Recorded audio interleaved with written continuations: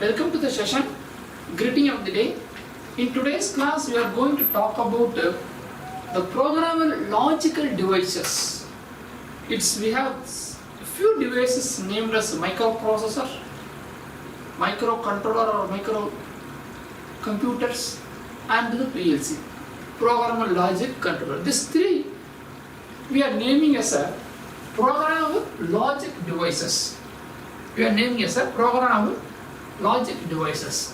So these devices I am naming as number 1 as microprocessor, number 2 as microcomputer or otherwise as a microcontroller, and the number 3 as a programmable logic controller, the PLC, the most important factor in this electronic industries with respect to mechatronics, which PLC helps in controlling the mechanical systems through electronic devices to control the operation of the electromechanical devices. That is done through the PLC. We will go one by one. The programmable logic devices to perform different control functions according to the program written in its memory. So we are going to control some of the functions which is related to mechanical.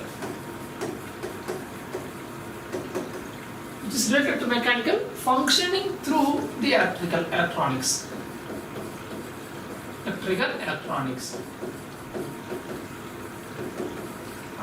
According to the program which we have done on the memory, which is stored as like now we can think about a computer.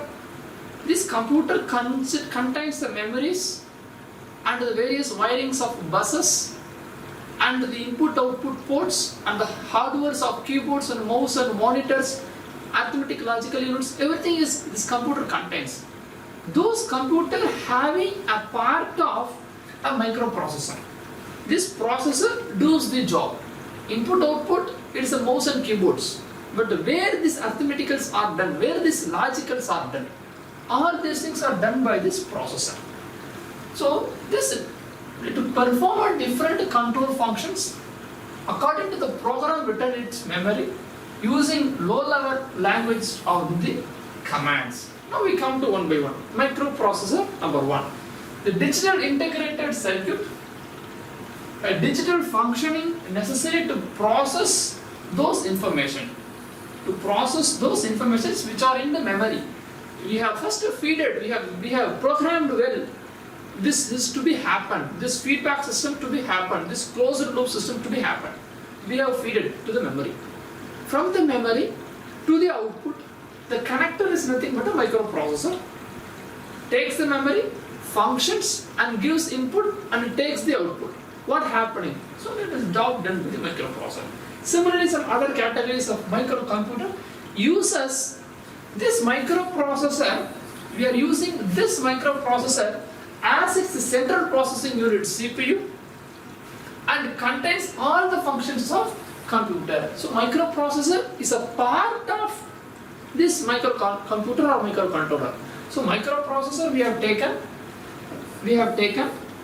and along with this microprocessor, I am typing as MP microprocessor, we will have input outputs, memories such as RAM, such as ROM, all together will function as one for one job, for one specific task. Here I have a fixed RAM, the fixed 2 memories, we have mobile, we have microcontroller there. We have fixed amount of memory, fixed amount of ROM to the function to store these programs. We want to operate a remote. There we have the microcontroller to do a single specific job. So there we are using a microcomputer which contains all, and additionally the microprocessor also the integrated part of this microcomputer. But not here, this is the actual computer. The actual computer uses the microprocessor separately.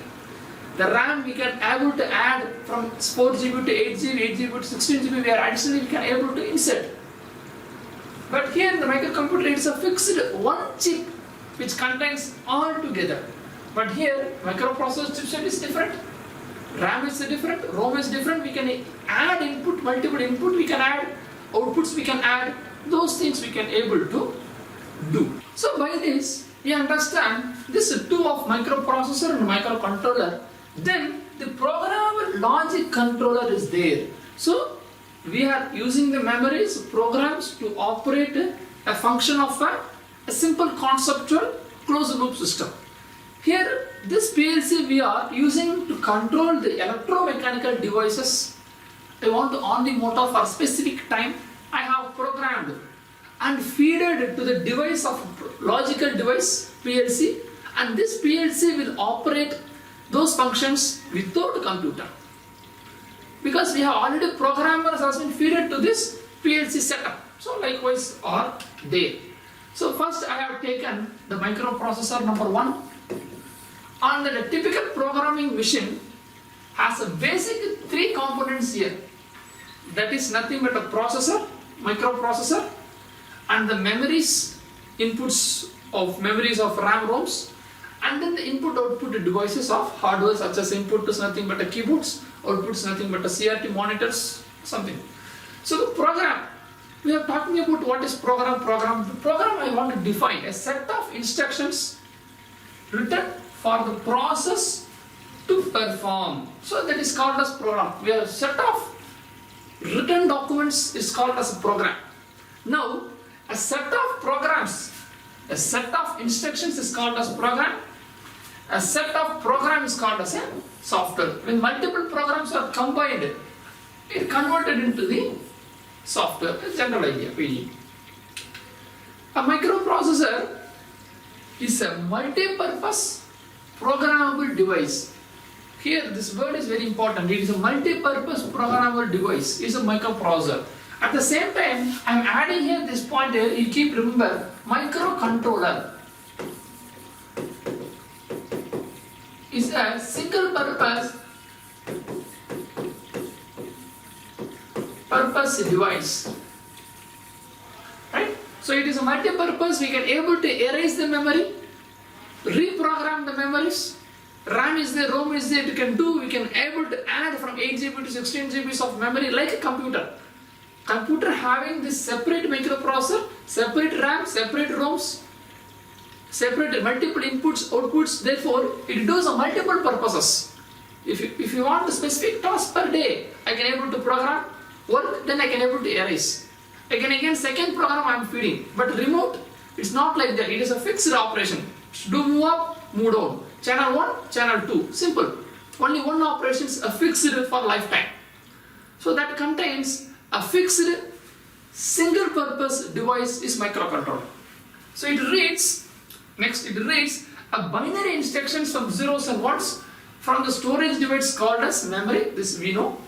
Process the data according to the instructions, and it later this process binary data are processed according to the instructions of programs which are we have written. Program or software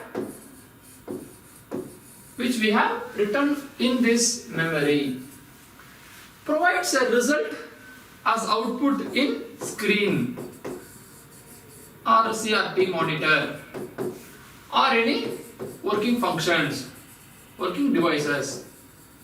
So output we are taking joysticks, so output something we have taken there. Likewise we can able to use this. Configuration of microprocessor.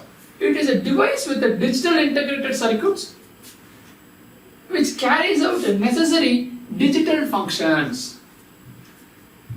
It processes the information obtained from the measurement systems. So from the measurement systems, we are taking the information such as the feedback and giving to the error detector, and it detects, and whether it's to be reduced or increased, those instructions, modifications, manipulations will be done by the processor. Therefore, it processes the information obtained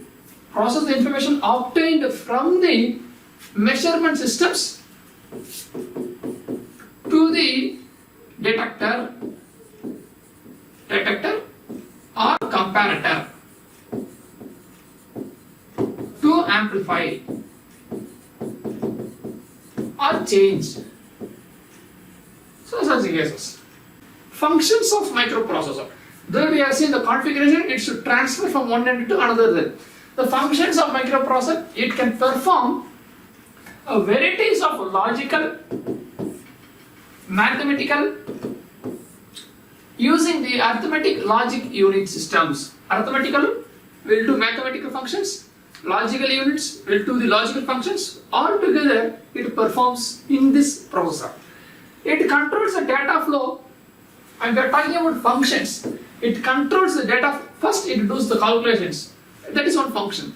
Then it controls the data flow in the system, and hence it can transfer data from one location to the another. One to the another. Based on the instructions or decisions given to it. How we are giving through the programs, through the feeding, through the computer, we are giving the instructions. Take the data from the D drive, put it into the C drive. That microprocessor inside I5 processor, I7 processor is doing the job. So it is one of the function. Doing the calculations, doing this transfers from the one address to the another address, data transfers. So microprocessor can take necessary decision making, and to jump to the newer set of instructions based on those decisions. Whether this is the same, whether we want to delete, that decision has been taken, whether we want to remove or cut or copy or move. So this is clipboard art functions, so everything, the decisions has been taken by the processor as per the given program. Decisions that by the program, the given decisions is taking. So that is a function of microprocessor. The microprocessor has the three basic types of processor, memories and inputs. Now I am defining this. The processor is a central processing unit in the CPU. It recognizes the program, we are doing the program, and the memory is saving. So the processors want to recognize what's happening. It should function, it should learn the program first. To recognize the program instructions, like C programs. To carry out the program instructions, to carry memories, and the processors should go through to function out the output. So the memory, what is this memory? To hold the program instruction. These programs are processed here. From processor, we have a connection between these two. It holds the program instructions and the data. Collection of data is program, collection of program is a software. So input output interfaces, and then processor has been done, program has been done, memory use it to hold and function, erasing and those things, and the output, what is the output?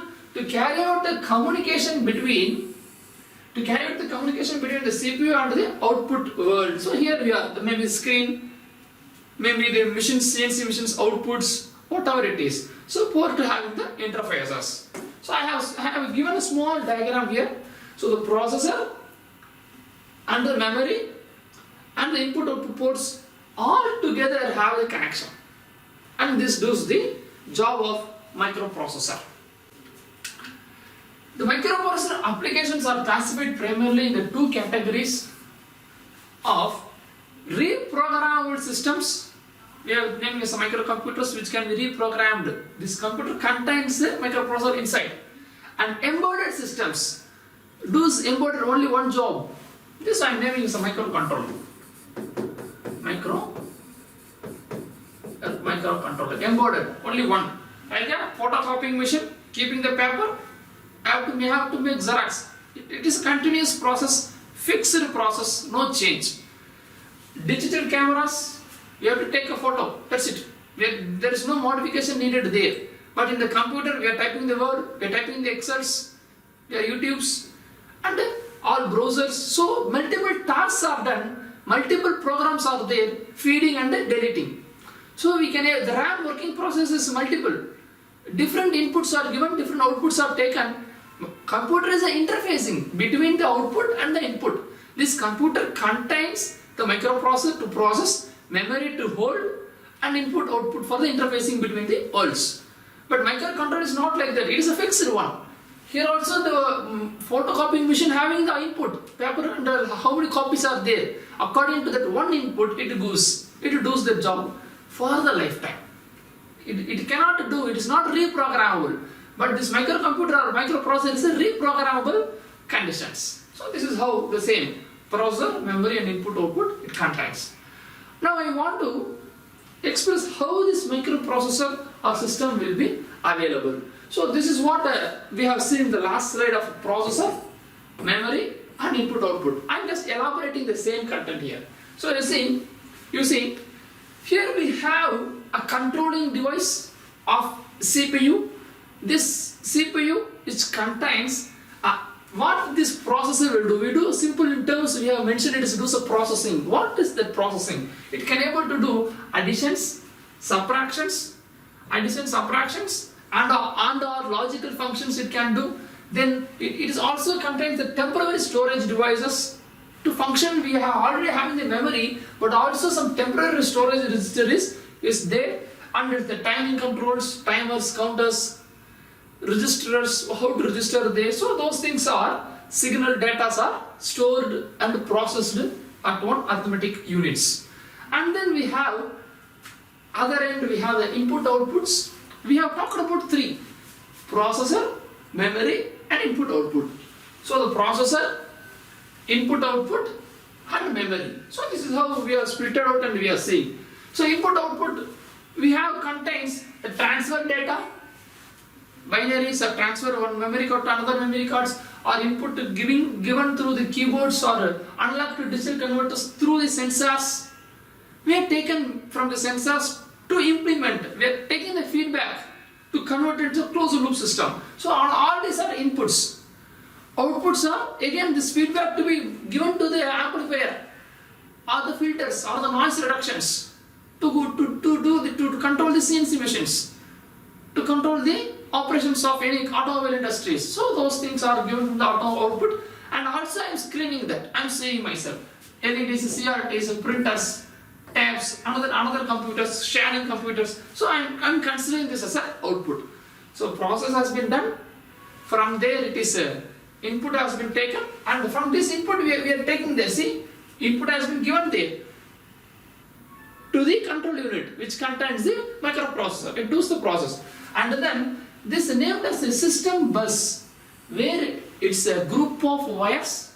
This we have already seen the basic computers. What is system bus? What is program? What is software? So what is the data? Other things we have studied. So the group of wires which transmits the bits, where binary operations are done in the computers. So the system bus has taken to outputs. At the same time, it needs a memory to hold all these functions until the program is completed. Therefore, I have a ROM and a rewritable RAM are there. So to store the program that do not need the alterations.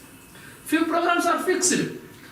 For every moment we need some fixed, no need of alteration. That programs are fixed in the read-only memories. So and then the program which we need to modify at each time of a programming, that we are rewriting the RAM. So we are storing here. So simple understanding, the microprocessor, what the word you have in this various microprocessor here. Microprocessor is an integrated part of computer. I am saying about the computer. I told you, please remember the computer, and where we have a microprocessor is one of the part, and additionally we have input, additionally we have output, additionally we have ROM, additionally we have RAM. Each and everything we can be expanded. Input multiple ports we can give, output multiple outputs we can take, ROM, RAM we can, if the RAMs we can increase according to the requirement of the specific task. If the task is one, like taking camera, if the task is one, like taking a photocopying machine, if task is one, like a remote, then we can go for the microcontroller, fixed amount of processor, fixed amount of RAM and ROMs, fixed amount of input, one output, like a pen drive. Pen drive having the microcontroller, which does a specific job, only take the data. When it is inserted, it transfers the data. It contains a microcontroller. So this is about CPU on a single chip. It's a microprocessor. So CPU contains a single chip of microprocessor. Additionally, this contains all this, but not like microcontroller. It having only one. CPU on a single chip is called as microprocessor. It does arithmetic and logical area. What we have seen here, this content I am delivering again. See, arithmetic, logical addition, subtraction, and operations, or operations, and logical functions are done. Register, temporary storage, yes, now only we have seen, and the controlling of timer, counter, control the signals and data, input, transfer data from binary form to keyboards and analog to digital converters, the outputs. Outputs may be LEDs, CRT monitors, maybe the printers, tabs, or storages, or to the another computers we can do. So some outputs we have taken, input from the sensors, output to the system. Likewise we can take, because we know about what are the various type of temperature sensors we have studied, displacement sensor, those things are comes under input.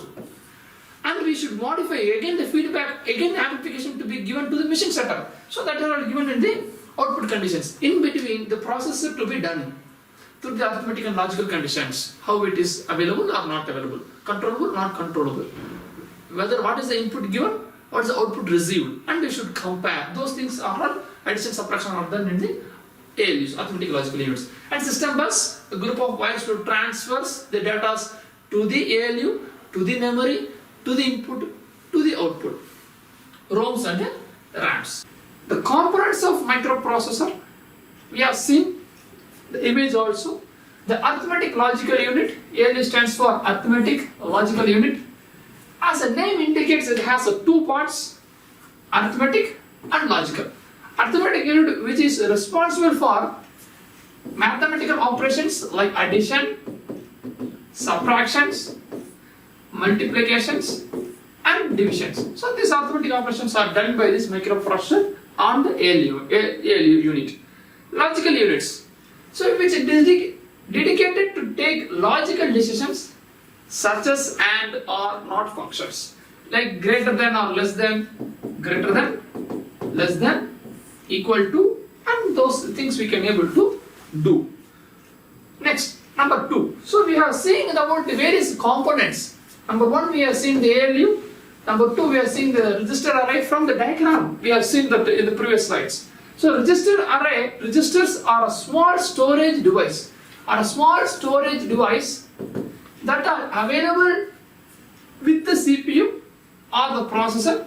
They act as a temporary storage for processing the intermediate data by mathematical and logical operations. It transfers, it's in middle, like a ROM and RAM. It is a small register array which contains, with respect to CPU, for a little storage to consume.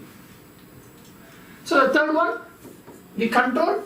The part of the CPU is dedicated to coordinate the data flow and signal flow through the various types of buses named as the control actions, how it takes place. We have seen the diagram, address bus, data bus. So that is what the same.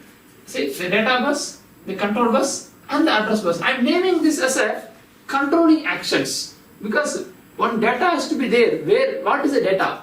The same words. What is the data? Where, what I want to do, move or delete or copy, what I want to do, and where I want to do, in the C column or D column, E column, what is that? So that the address, the location where it should reach, where it should save, the address, what action to be done, in which data. It directs the data flow between CPU and the storages and input-output devices. So input-output devices to activate which address, which output, output A, output B. So output devices, an address bus takes the information, takes the data to that location. So in the control, I have splitted here the data bus, control bus and the address bus.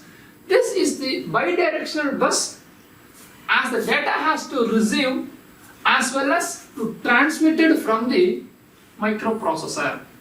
And the control bus again, this carries control signals such as read, write functions from the control unit to the memory unit and input-output units, also to other interfaces of processors. So it carries the signal, control buses, whether it should be read only, PDF you are opening and reading, Word you are opening, reading and editing. So whether it should read or write, what functions to be done and where it should be saved in the memory units, those things are carried over by this control buses. Then the address bus, it used to transmit the addresses, of the location in the memory, input, output ports involved in the data transfers. Which address, which input, which sensor I should open, which output I should operate, which output I should actuate it, from the input to the output. This address bus takes the signal. Even though all the devices are connected, see, See, even though all the devices are connected to the microprocessor, multiple 4 inputs are connected, 4 inputs and outputs are connected. Even though all the devices are connected to the microprocessor, receives the address. Only the device which is addressed, will respond by the program. Which location, which address, which output has been represented there, that will respond, because the address bus is connected to all. All will receive this information, but which one will activate? By the program option, output D to be activated, then it D will activated. Output B to be activated, then the B will activate, depending upon the response of the program. So now next one about the memory unit. We are seeing this all. We are seeing this ALU, register array, control units, memory, various buses, and memory units. It is the fourth one. It stores the data collected from inputs. It stores the programs to process the information and to take the necessary decisions by the program. So there are two different types of memory segments. In simple, we know basic computer science. We have known this. The memory units of read-only access memory and the random read-only memory. The read and access memories are there. This is one is we can able to read and write, but ROM we can read only. So RAM, the name itself indicates it stands for read and write memory functions.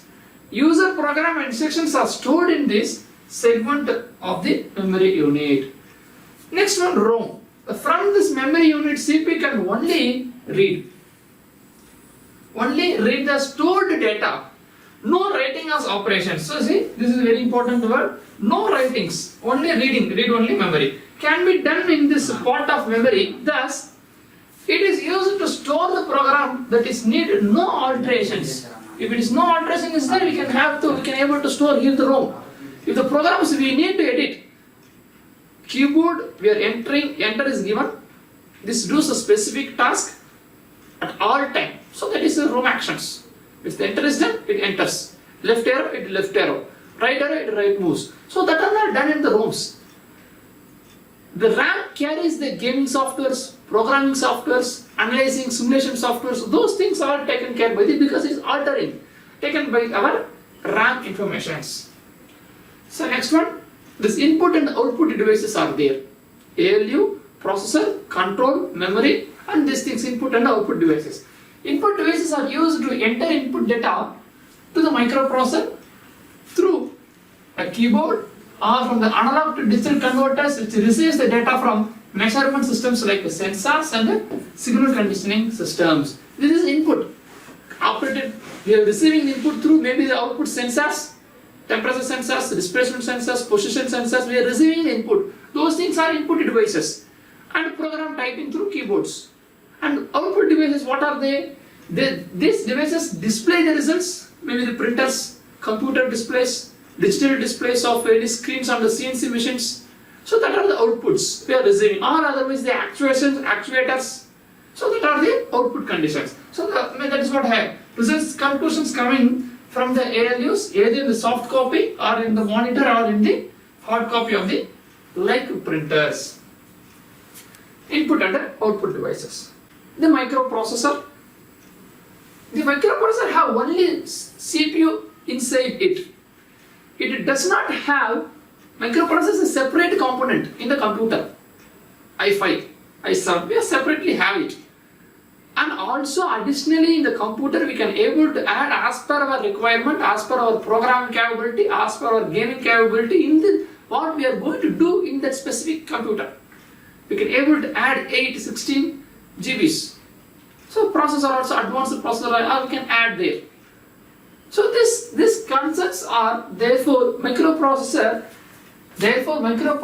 does not have ROM, does not have a fixed ROM or otherwise embedded ROMs, does not have the embedded RAM, does not have the embedded ROM, and does not have the other input output ports on the chip fixed, not fixed. It is not fixed. We can extend. Therefore, the system designer, we are doing this. The system designer ourselves can able to add as per our need, like high amount of resource of RAM and ROM, increasing from 2 to 16 GBs. We can increase. This addition is one of the advantage to do the multiple tasks, multiple informations, multiple programs. In such cases, the relationship between the input, the relationship between the input and the output is not defined, because when we are doing the simulations, what happens we don't know. We are planning in such a way it should happen. Therefore, we are ready to take over those outputs, and such a way I have more memories to cover, and therefore the highest heavy processors to do the task, and we don't know how this output is going to happen. There is no relationship. We don't know. We are doing the process. In such a way, the relationship between input and output is not defined. We need a high amount of memory units. Therefore, we need the higher amount of memory units. The speed of the microprocessor is high as compared to the microcontroller, because microcontroller, we have told you, it does a single task. Single task processor. It is a multitask processor. So for microcomputers, simple microcontrollers, we have 30 to 50 megahertz of speeds. And for microprocessor, we have above 1 gigahertz of speeds. Nowadays, this all comes in the normal mobile itself. Use of microprocessor in the automations. Now only we have described is embedded microprocessors dedicated to control of specific functions, self-starting automated systems we can change. We can change as the automated systems requires no human interventions. If we are converted into automation, then there is no need of human interventions. Completely self-controlled, safety purpose we can use this. All these things are done by the advantages of microprocessors. So I have some few examples of applications of microprocessor.